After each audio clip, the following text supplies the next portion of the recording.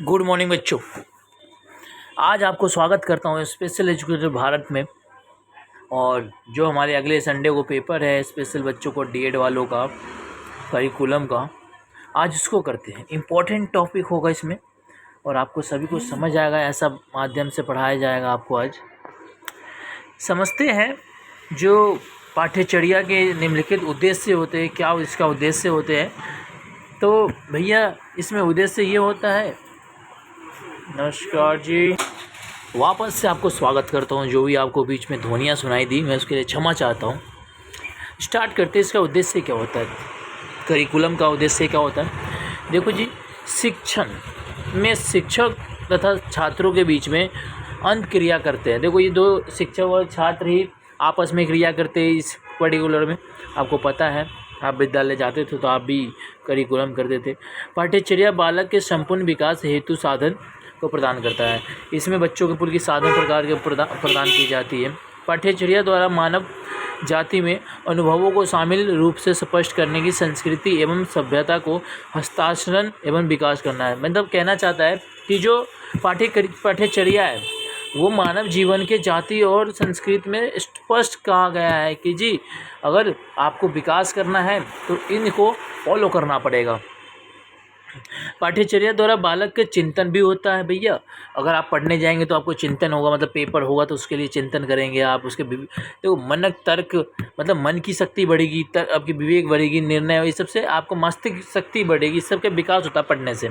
आपको भी पता, आप आ चुके हैं इतने बीएड में, तो आपने भी पढ़ाई की है, मतलब कि आपकी विकास हुई है। और आपके ही उम्र के जो बच्चा ना पढ़ा उससे आपको तुलना की जाए तो आप उसने से बेहतर होंगे, मुझे ऐसा आशा है।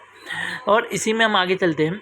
जो पाठ्यचर्या द्वारा सामाजिक और प्राकृतिक विज्ञान के कलाओं में धर्मों को आवश्यकता ज्ञान द्वारा ऐसे गतिशील और ऐसे लचीले मस्तिष्क का निर्माण करना चाहिए जो प्रत्येक परिस्थिति में समाधानपूर्ण से सहायतापूर्ण बनकर नमनीय मूल्यांकन के निर्माण करना। मतलब कहना चाहता है भैया कि जो आप समाज में हो, जिस आप प्राकृतिक विज्ञान कलाओं में आवश्यक ज्ञान प्राप्त कर सकते हैं भैया, गतिशील और मतलब कि आपकी बुद्धि तेज हो सकती है और लचीला फ्लैक्सिबल और सकती हो, आपकी मस्तिष्क का निर्माण होता है। इससे बहुत सोचने की समझने की क्रियाकलाप आपके अंदर आ जाती है, मैं ऐसा समझता हूँ। और इसी में हम आगे चलते हैं। एक ये क्वेश्चन बहुत इंपॉर्टेंट है, करिकुलम अनुकूलन तथा रणनीति। इसमें क्वेश्चन बिल्कुल आसान आता है। C13MR क्या है, आपको पता होना चाहिए। CMR13 क्या है कि इसमें जो पाठ्यचर्या, इसमें ज्ञान की खोजी और सीमाएं, मतलब कि एक सीमा संचालित कर दिया जाता है कि भैया इतना सीमा आपको इतना ही पढ़ना है और ये करना है। और इसमें ये भी होता है पाठ्यचर्या में, जिसके विषय और क्रिया के बीच में खोई गई प्रकार बालकों को सामने ऐसी क्रिया को प्रस्तुत करना जो उसके वर्तमान में और भावी जीवन में उपयोगी हो। मतलब इसमें भैया ये किया जाता है कि जो छात्र होता है उसके सामने एक ऐसा प्रस्तुत करे टीचर कि उसको जो वर्तमान जीवन चल रहा वो या आने वाला भावी जीवन में भी उसको सामना कर सके, उसे ऐसी क्रिया मिले। चलते हैं अब आगे की ओर। हम पढ़ना चाहते हैं भैया कि पाठ्यचर्या के अर्थ और अवधारणा। ये बहुत पूछते हैं भैया कि किसी में भी जो पाठ्यचर्या होता है ये बताना ज़रूरी होता है। मैं ऐसा आशा करता हूँ कि आपको समझ आ रहा होगा जो मैं आपको समझाना चाहता हूँ। देखो पाठ्यचर्या मतलब क्या होता है, अंग्रेजी भाषा की पाठ्यचर्या करिकुलम बोला जाता है। इस शब्द को लैटिन भाषा के से प्रयोग किया जाता है, जिसका अर्थ दौर के मैदान शिक्षक के अंतर्गत इसका अर्थ है। मतलब कहना चाहता है जी। तो जी समझते हैं अवधारणा क्या होता है, अर्थ क्या होता है। ये पता चल गया होगा कि कहाँ से है, लैटिन भाषा से निकला हुआ है। मैदान और दौर के मैदान माना जाता है, मतलब कि जो आपका शिक्षक, जो आपका पढ़ने की तरीका है, कार्य करने की शक्ति है। छात्र एक दौड़ता है और कहाँ पे दौड़ता है, वो शिक्षक के रूप में दौड़ता है, मतलब शिक्षक की दिशा में दौड़ता है। छात्र जो है शिक्षक की दिशा में दौड़ता है, मतलब मैदान उसके लिए पूरा विद्या है और उस मैदान में दौड़ो, जितना आप दौड़ोगे उतना आपको प्राप्त होगा ज्ञान। उसी को कहते हैं अवधारणा। परिभाषा समझ लेते हैं। कई वनों ने दिए हैं, कई वैज्ञानिकों ने दिए हैं, करिहम्बर ने दिया है। जो कलाकार, इनका बोलने का तरीका ही ऐसी था कि कलाकार के साथ ये कलाकार क्षमा चाहता हूँ मैं, किसी कारण मेरा दुर्घटनाग्रस्त में हटा, जिसके कारण मैं बोल नहीं सका। कंटिन्यू करते। कलाकार के हाथ में ये एक साधन है जिससे वह पदार्थ को अपने दिशा में अनुसार अपने स्कूल में ढाल सके। कहना ये चाहता है भैया कि जो एक शिक्षक है पाठ्यचर्या के द्वारा बच्चों के स्कूल में ढाल सके कि उसकी सिस्टम क्या है, उसकी क्या तरीके हैं। ये बाकी आप ये पढ़ लीजिएगा हॉर्नर के द्वारा क्या है बालकों में पढ़ाया जाता है, जो शांतिपूर्वक पढ़ने के सीखने और अधिक से अधिक जो ज्ञान अर्जन करे और अभ्यास करने की प्रक्रिया मानी जाती है, ये भी इसमें है। इसी में आ जाते हैं भैया एक अच्छे पाठ्यक्रम की पहलू। देखो टीचर के लिए एक अच्छी पाठ्यचर्या क्या होनी चाहिए कि बच्चों को सब कुछ समझ आए।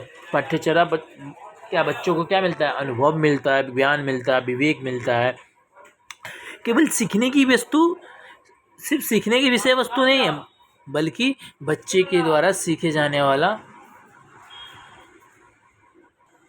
तो और आपको राष्ट्र के समुदाय की तरीके ढालना है कि आपको देश में आपको अपने विचार से सोचना, आपकी बुद्धि होती है, बहुत सारी विकास होता है, आपको पता है और आप इतने बड़े हो चुके कि आपको पता चल गया होगा कि कैसे।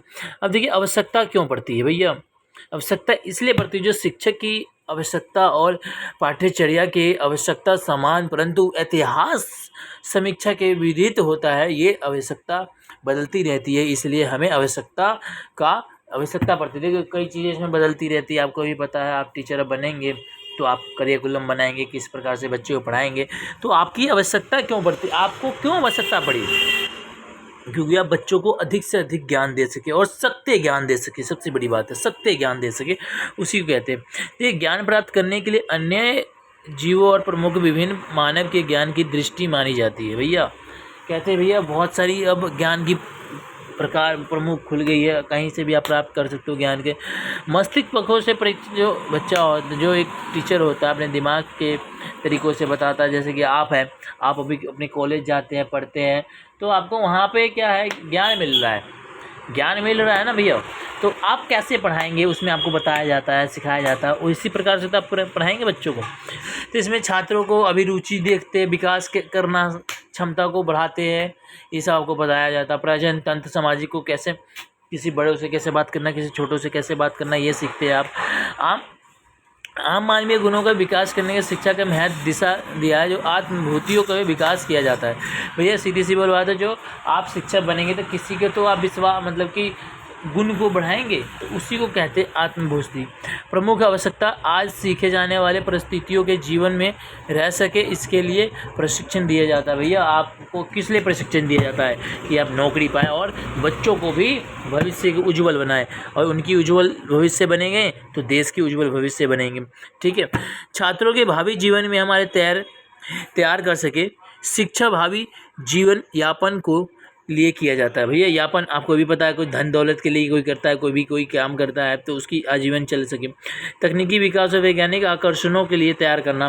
देखो तकनीकी विकास, जो मॉडल विकास है, जो मॉडल डेवलपमेंट हो रहा है आजकल, और साइंटिफिकेशन जो हो रहा है, एट्रैक्शन हो रहे हैं आप लोगों के अंदर, तो उसकी भी प्रक्रिया बताई जाती है।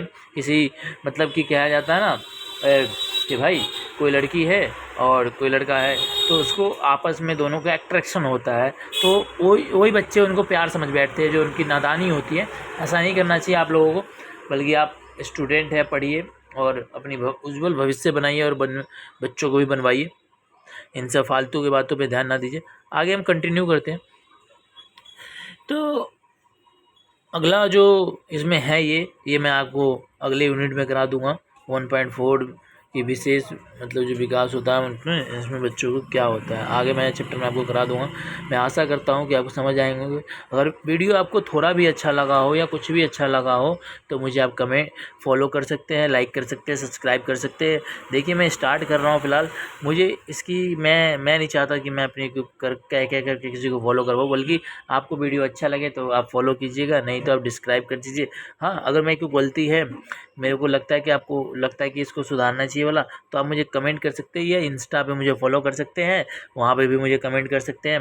ठीक है, इंस्टा पे सुभाष मंडल 9899 मेरा ये यूजर ID है, मैं डिस्क्रिप्शन में डाल दूँगा, आप मुझे फॉलो कर सकते हैं। जय हिंद, जय भारत।